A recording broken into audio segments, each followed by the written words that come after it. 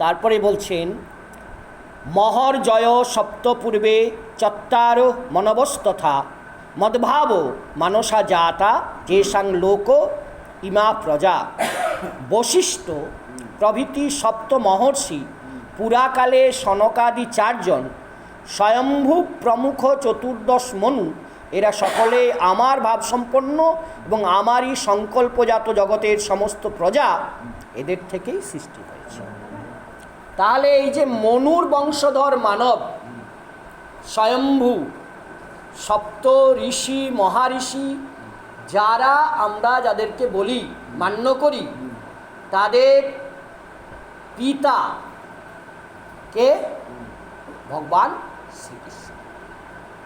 আমরা বলি যে ব্রহ্মার পুত্র, কিন্তু ব্রহ্মাকে কে সৃষ্টি করলেন? ব্রহ্মার পুত্র মনু, মনুর পুত্র মানব, কিন্তু ব্রহ্মা সহ সনকাদি ঋষি এরা সবাই ভগবান শ্রীকৃষ্ণের থেকে উৎপন্ন হয়েছে। অর্জুনকে তিনি বললেন যে তুমি দেখো যে কে কোথা থেকে উৎপন্ন হচ্ছে এবং আমার বিভূতি সকল তুমি আজ অবলম্বন করো, যেটা যেটা ব্রহ্মা থেকে সনকাদি মুনি ঋষিরাও জ্ঞাত নয়। তাহলে এই গুপ্ত জ্ঞান তোমাকে দিচ্ছি কেন?